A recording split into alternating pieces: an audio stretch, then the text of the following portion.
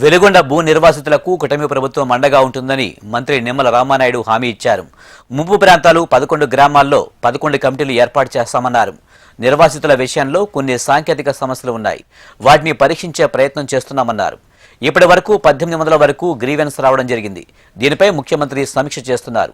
Project నిర్వాసితులతో మిగిలిన వారికి కూడా ప్రతి గ్రీవెన్స్ కి పరిహారం అందించాలని సీఎం ఆదేశించారు. అదనంగా 169 కోట్లు నిర్వాసితులకు చెల్లిస్తామన్నారు. ఎవరైనా నిర్వాసితులకు పరిహారం రాకపోతే ఆందోళన చెందవలసిన అవసరం లేదని, ప్రతి ఒక్కరికి ఖచ్చితంగా న్యాయం చేస్తామని మంత్రి నిమ్మల రామానాయుడు వెల్లడించారు.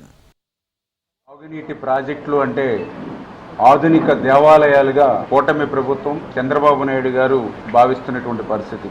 ఆ సాగునీటి ప్రాజెక్టుల పూర్తి కావడానికి ఎవరైతే విలువైనటువంటి భూములు ఆస్తులు త్యాగం చేసినటువంటి నిర్వాసితులందరూ కూడా భగవంతుని స్వరూపులుగా ఈ ప్రభుత్వం చూస్తున్నటువంటి పరిస్థితి.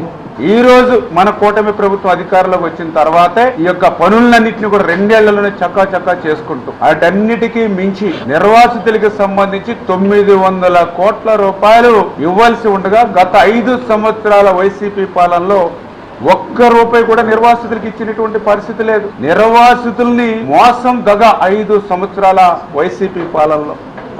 అటువంటి స్థితి నిర్వాసితులకు ఉన్నటువంటి స్థితిలో కూటమి ప్రభుత్వం అధికారంలోకి వచ్చిన తర్వాత మీరు చూశారు, 40 రోజుల్లో 680 కోట్ల రూపాయలు, మొదటి విడతగా 318 కోట్ల రూపాయలు, రెండవ విడతగా 200 కోట్ల రూపాయలు, మూడవ విడతగా 250 కోట్ల రూపాయలు.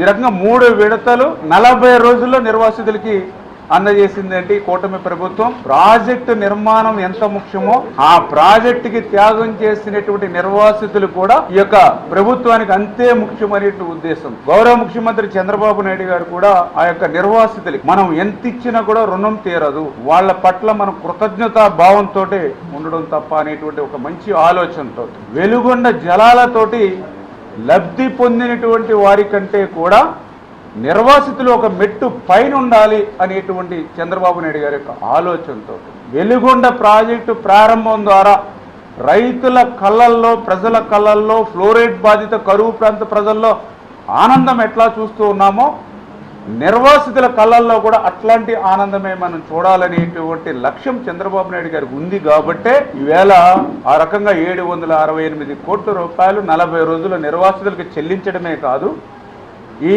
నిర్వాసితులకి చెల్లింపులు జరుగుతున్నటువంటి వేళ కొంతమంది నిర్వాసితులు కూడా గ్రీవెన్సెస్ కూడా పెట్టుకున్నారు. మేము కూడా చంద్రబాబు నాయుడు గారి యొక్క ఆదేశాల ప్రకారం చాలా క్లియర్గా ఏదైతే 11 ముంపు గ్రామాలు ఏవైతే ఉన్నాయో 11 ముంపు గ్రామాలకి కూడా 11 కమిటీలను వేయడం జరిగింది. చంద్రబాబు నాయుడు గారు కూడా అధికారులకు కూడా స్పష్టంగా ఆదేశాలు ఇవ్వడం జరిగింది. ఈ యొక్క గ్రీవెన్సెస్ ఏవైతే వచ్చాయో ప్రతి గ్రీవెన్సెస్లో కూడా క్షుణ్ణంగా పరిశీలించుకుని అర్హుడైనటువంటి ప్రతి ఒక్కరికి కూడా పీడిఎఫ్ అందజేయండి అని చెప్పి, ఆ పీడిఎఫ్కి ఆ యొక్క పరిహారం అందజేయండి అని చెప్పి చాలా క్లియర్గా చంద్రబాబు నాయుడు గారు రాత్రి మాకు ఆదేశాలు ఇవ్వడం జరిగింది. ఆర్థిక పరిస్థితి మీ అందరికీ తెలుసు, వెంటిలేటర్ మీద ఉన్నటువంటి ఆర్థిక స్థితి. ఇటువంటి స్థితిలో 900 కోట్ల రూపాయలు ఆ పీడిఎఫ్లకి ఇవ్వడమే ఒక భారం అనుకుంటే, దానికి అదనంగా ఎవరైతే మిస్ అయ్యారో వాళ్ళందరికీ ఇంకొక 169 కోట్ల రూపాయలు ఇవ్వాలనేటువంటి ఒక చారిత్రాత్మకమైనటువంటి నిర్ణయం